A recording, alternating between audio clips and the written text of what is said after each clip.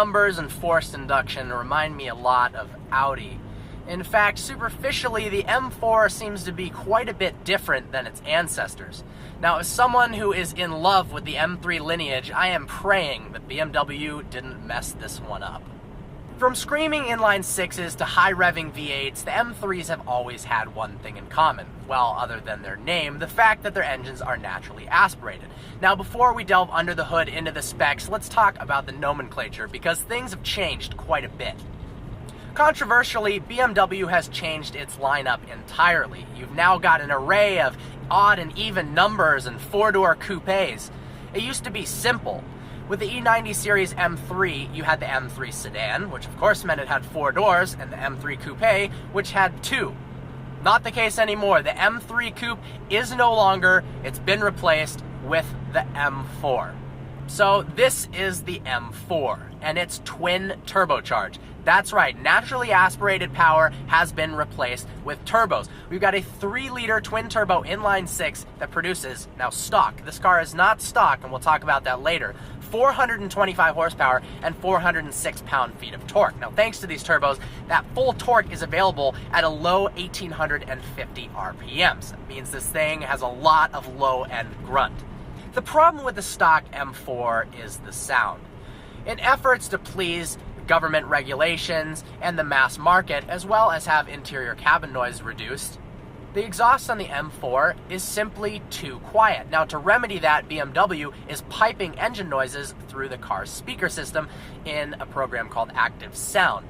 Thankfully, the engine noise is real, it's not artificial, but in stock form, it leaves something to be desired. It doesn't feel like it has that soul that the old M cars had. Now, this, anything but. We've got Dinan cans and a Remus straight pipe mid-pipe with active exhaust. So you can put it in loud mode, quiet mode, however you're feeling, and it sounds absolutely mean.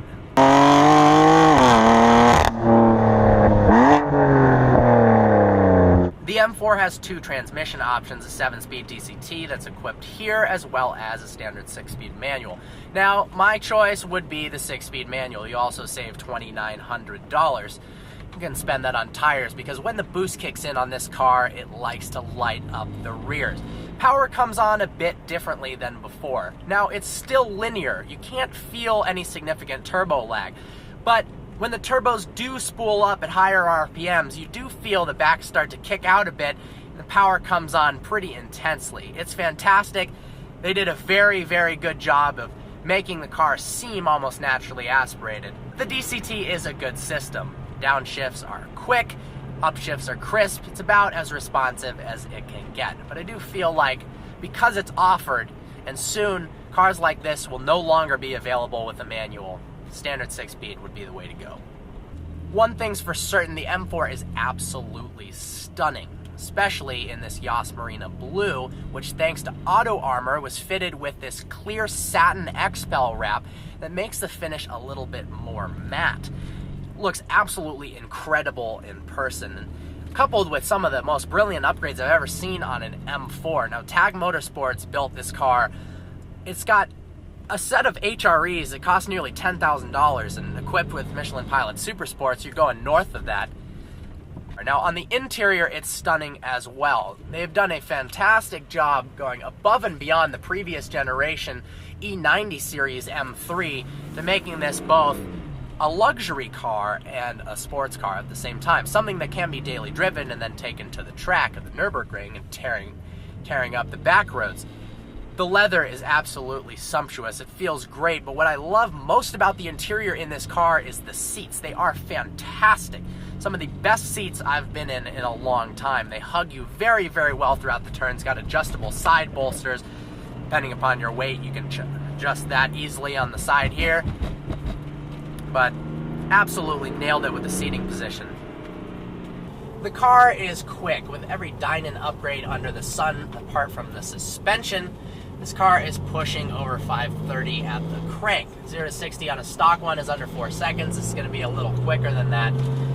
First time I drove a stock M4, I was a bit underwhelmed. Now, possible it was due to the fact that the car was in the break-in period, but this, it's out of the break-in period. It's got some aftermarket upgrades. The power is fantastic. I am so thankful that BMW didn't F up. The steering is still that sublime BMW M feel. It's properly quick. The interior is leaps and bounds above any other generation.